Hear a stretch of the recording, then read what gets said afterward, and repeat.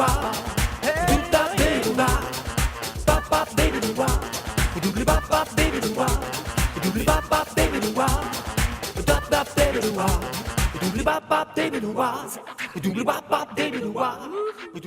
ya estamos de regreso en Iquique al Día a través de las pantallas de Iquique Televisión.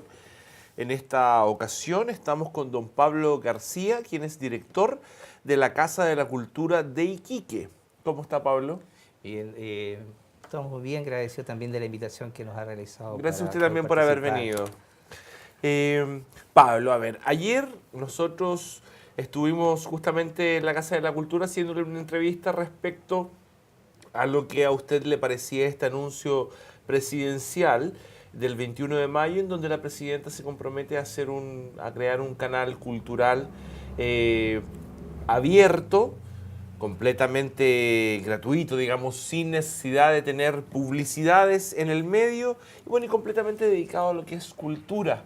Queremos saber cuál es su opinión ahora en profundidad respecto a la situación. Bueno, hay que partir diciendo que es favorable, es importante, es valioso, es relevante para toda la comunidad, especialmente para nuestro país, la creación de un canal de televisión abierto, gratuito, digital, es decir, con las mejores condiciones técnicas, dentro de la que es la nueva ley también de televisión digital en nuestro país. Eso es relevante y muchos actores habían intervenido anteriormente para buscar precisamente la posibilidad de creación de un tipo de canal que no estuviese supeditado ni a las intenciones o a los requerimientos del mercado, como tampoco a la posibilidad de poder construir una parrilla en función de lo que yo he hablado de grupos de interés. Eso es valioso, ya eso es importante. Ahora, ¿cómo se va a implementar eso? Creo que harina de otro costal, ¿ya? Porque implementar un canal cultural implica poder convocar a un grupo grande de actores que nos digan, esto es lo que podríamos nosotros presentar, mostrar a través de esta señal televisiva, ¿ya?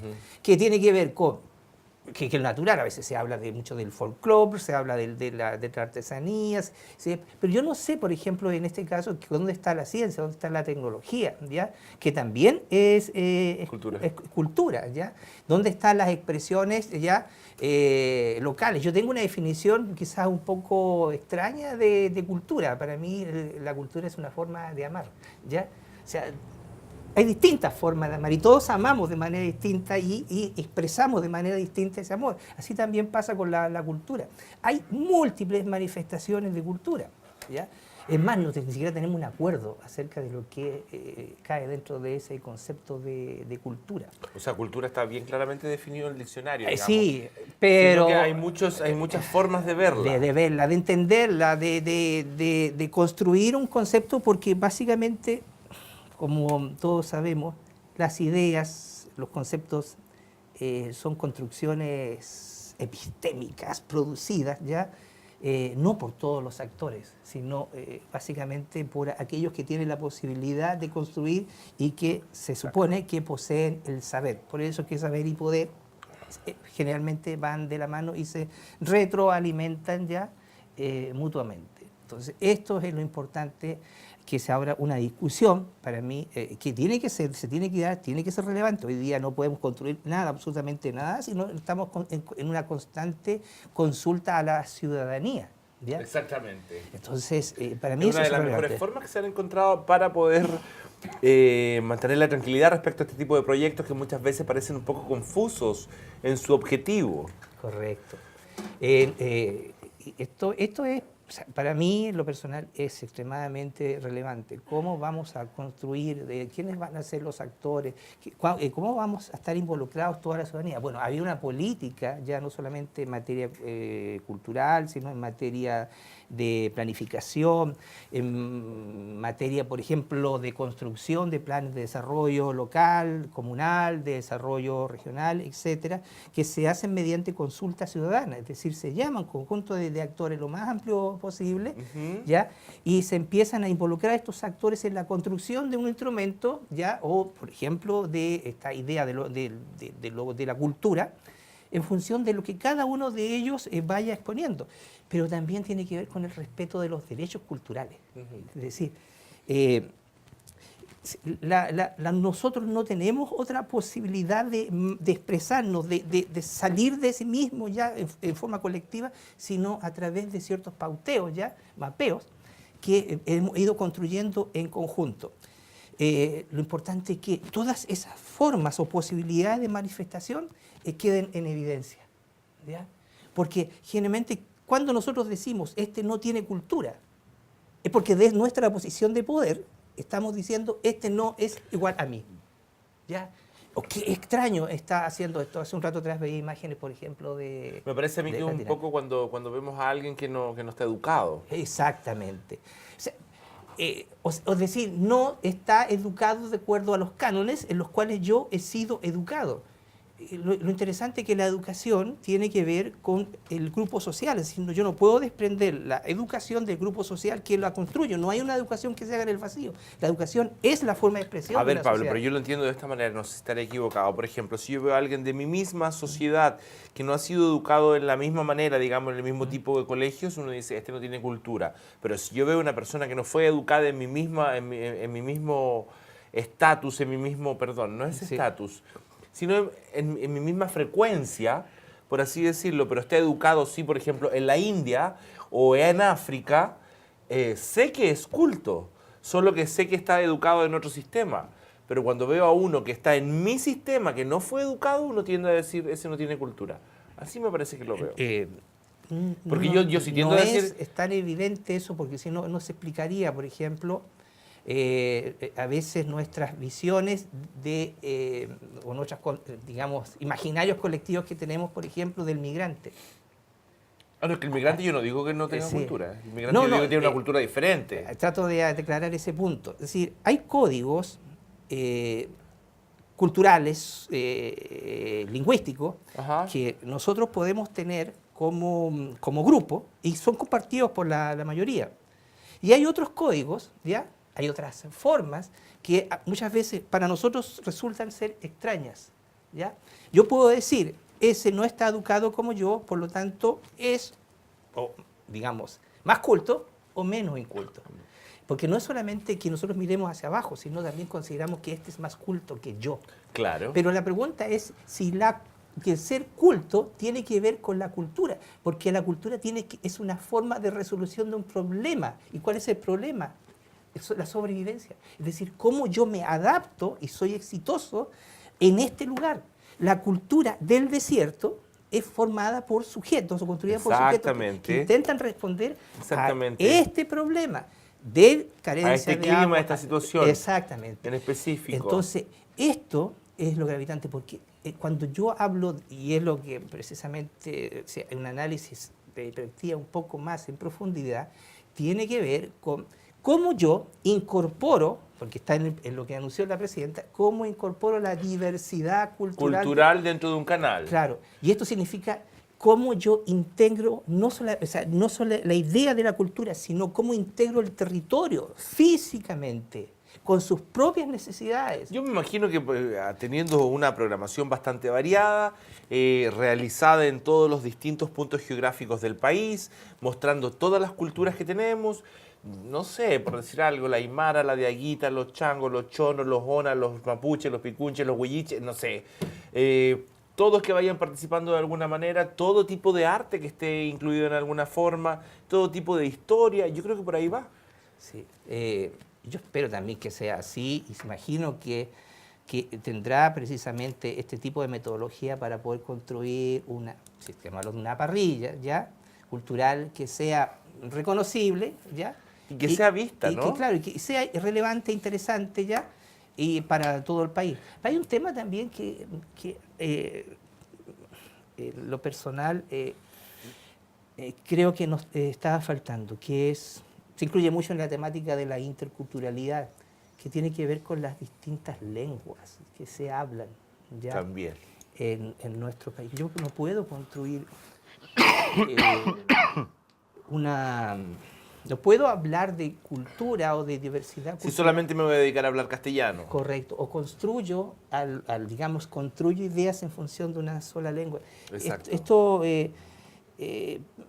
para mí es relevante. Yo voy a citar algo que que lo he comentado, no en otros medios de prensa, sino lo he comentado en clase con estudiantes. Hace un tiempo atrás me llamó un amigo, ya, profesor de Santiago, y me decía, mira, te quiero pedir un favor, consígueme rápidamente un hablante aymara. Entonces le pregunté, ¿para qué? Entonces me dijo, mira, tengo que dictar, tengo comprometido un conjunto de charlas ya sobre temas de educación, de negocios ya, dentro de una comunidad mapuche, o sea, perdón, aymara, y necesito un hablante en aymara. Ya. Le pago 48.000 pesos la hora de clase. Ya. Si nosotros consideramos cuánto vale la hora de clase ordinaria, Está bastante bien pagada. Bastante bien pagada. Le dije, oye, pero ya, inmediatamente voy a hacer unos contactos. A ver, pero el aymara hablante tenía que hablar aymara, pero también español. Sí, correcto. A ver. Bueno, se consiguió el hablante y después me lo agradeció mucho y me dijo, mira, te lo agradezco porque si Bien, tú quieres un voy a estudiar hablante, aymara. quieres un hablante en inglés, levanta una piedra y te salen 1.000. ¿Quieres hablar con un hablante aymara? Levanta una piedra y no sale nadie. Es verdad. Entonces, Muy cierto. ¿qué tipo de sociedad estamos creando cuando no consideramos, ¿ya?, el inmenso valor que tiene que muchos hablemos muchas lenguas y no estemos reducidos a un solo campo lingüístico? Claro. ¿Ya? Es decir, dar la posibilidad, hoy día tenemos, o sea, ¿cómo yo puedo hablar de cultura si me obligan a mí a aprender el inglés? Y por ahí que un chino, un alemán, un francés. Sí. Y ¿Y dónde está mi el aymara, el diversidad? quechua y la cosa de acá. Mire, hay lenguas que sencillamente han desaparecido de nuestro país y los únicos que están hablando son lingüistas, es decir, especialistas, estudiosos de la lengua, que son la memoria viviente de una lengua que ya no se habla. Entonces, ¿Usted me está diciendo que el aymara es una lengua muerta a no, esta no, altura? no, el aymara está muy vivo. ¿Pero cuál? No. ¿Cuál sería entonces? por Estoy ejemplo? hablando, por ejemplo, de lenguas del sur del país, por Ah. ejemplo, entre los caguascas. ¿Ya? Por ejemplo, claro. Ya, entonces, de hecho, esto es increíble. ¿Cómo es que lingüistas o estudiosos de la cultura han venido desde el extranjero para recoger, para poder testimoniar, para poder, por último, conservar en archivo aquello que nosotros no hemos sabido valorar en su tiempo? Entonces, hablar de cultura, no sé, reduzco yo al tema de una parrilla, pero es muchísimo Es más bastante amplio el tema. amplio. Pero yo me imagino que un canal así como lo anuncia la presidenta va a tener todos los profesionales necesarios, el equipo humano, para poder hacerlo interesante, para poderlo hacer atractivo, para no depender de un rating, porque no va a tener publicidad, pero que igual la gente diga, wow, qué increíble. A mí me encantaría, por ejemplo, que los programas, la programación que tuviese este canal fuese tan interesante que la gente dejara de sintonizar algunas cosas de farándula o de telenovelas y se pasara para allá, que los auspiciadores estuvieran en la puerta diciendo, por favor, yo quiero entrar a ese canal, y dijeran, no se puede porque están todos, porque estamos en un canal mantenido por el Estado, digamos, pero que a todos les encantase estar ahí porque el rating fuese más alto que el del resto de los canales. Sí, Me encantaría que fuera así, que todos vieran, que todos tuvieran un programa favorito, que tuvieran actores, locutores o lo que sea favoritos en ese canal y que todos siguieran la programación. Sería increíble, sería un hit para el gobierno. Sí, que todos se pudieran encontrar, verse reflejados en esa claro. programación. Hace un tiempo atrás escuché de un estudiante de un colegio nuestro local que decía a un grupo de intelectuales que lo habían invitado a una jornada, ¿por qué hablan tanto del patrimonio, tanto de la cosa del pasado, tanto del tema de la pampa, etcétera, cuando a mí la historia es la Sofri, es el mol? ¿Cómo? Entonces, Usted dice que la historia es el molde de y el mol, Sofri. quedé pensando en esto que dijo este joven. Saqué unos cálculos de edad. Si este joven tiene 14 años, ¿qué es histórico? Prehistórico para él. La Sofri. Porque cuando él nace, Ya estaba. ya estaba. Entonces, aquí Cuando yo nazco ya estaba. para él el mol es algo del pasado. ¿Ya? ¿A qué reflexión me llevó esto? la cultura, sabemos, ya, que está siempre cambiando, está modificando. Fíjese que Totalmente, siempre está modificándose. yo paso mucho, porque vivo ahí en el sector de la península. Qué increíble cómo ha cambiado en los últimos 20 años. Tengo una cantidad importante de fotografías, ¿ya? Y voy diciendo, esta foto la saqué hace 5 o hace 10 años, o la saqué hace 2 años, y ya una foto histórica. ¿A qué me lleva esto? Ya que nosotros vamos produciendo síntesis que nos permiten a nosotros responder a las urgencias que nuestro entorno nos da, y eso va cambiando, cambiando en el tiempo. Pablo, realmente creo que ha sido una conversación bastante enriquecedora para nuestros televidentes, para mí mismo también, como persona dedicada a esto del desarrollo cultural y el desarrollo social, digamos, mi carrera va por ese lado, pero también tengo que hacerle algunas preguntas un poco más puntuales antes que la entrevista se acabe. Por ejemplo, ¿está de acuerdo o no con el tema del canal cultural que prometió el gobierno? Muy de acuerdo, yo creo que nadie podría no estar en desacuerdo, ya. Y aún desde mi posición crítica, creo que es un espacio precisamente para producir debate. Ok. Por otro lado, la Casa de la Cultura, en la que usted dirige en este momento, ¿le parece que está lo suficientemente, disculpe, bien cuidada para lo que corresponde, la inversión que significó y lo que significa para nuestra ciudad que nunca habíamos tenido anteriormente acá en la región? ¿Le parece que está bien cuidada? Si hay algo que a mí me ha preocupado de mucho y voy a seguir manteniendo mientras esté a cargo de la dirección de la casa, es la belleza, la estética de la misma, aún contando con ¿Siente que está funcionando bien? Digamos, en el tema de la belleza estética, del cuidado que debe tenerse como espacio público, que no todos los espacios lo tienen, de tener un baño limpio, de tener un servicio higiénico que se pueda... Estar bien brilloso, brillante. Que se pueda ocupar. Eso es, digamos, ese es el mandato que tengo y se lo voy a garantizar a las personas. ¿Qué pasa con el tema del ascensor, por ejemplo? No, el ascensor, gracias, le agradezco mucho la pregunta.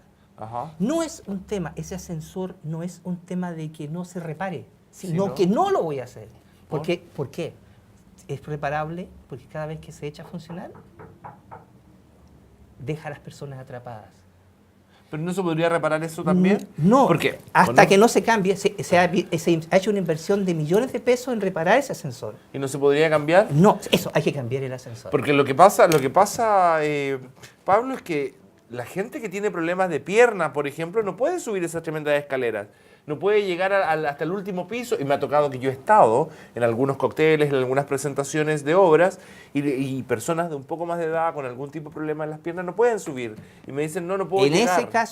En ese caso, yo estoy tan consciente que digo, esta actividad, ¿qué tipo de personas son? Son personas... Y de hecho tengo una actividad este sábado, donde lisa y llanamente tengo que resolver cómo ubico a esas personas abajo. Se me ha consultado, no es el primero. Todos me han consultado por qué. Y le digo, si no me firma alguien, ¿quién se hace responsable de esto? No lo voy a hacer. ¿Por qué? Porque siempre hemos tenido que rescatar a personas, sacarlas de ese ascensor. ¿Y el cambio del ascensor no podría ser? Ese va a ser precisamente el objeto. O sea, lograr invertir, no sé cuánto es el cálculo, porque pedí hace un tiempo atrás que me hicieran ese costeo ya, de cuánto sale cambiar todo ese equipo. Ya. No es un tema, porque la gente cree que es trayendo un técnico, cambiando esto. No, es mucho más grave. Lamentablemente, por mi prudencia, nunca responsabilizo a quien hizo. Tal persona. Claro, a la institución que hizo. No, ¿cómo hicieron esto? No lo voy a hacer porque no es mi forma. Sencillamente ataco el problema, no busco culpables. Busco soluciones. Y en este momento la solución es el cambio del ascensor. Ok, Pablo, me tengo que ir. Gracias por haber venido. Gracias a Creo usted que fue por una interesante conversación. Espero tenerlo por acá pronto. Nosotros nos vamos a una pausa, un corte, y volvemos de inmediato aquí a Iquique al Día. Do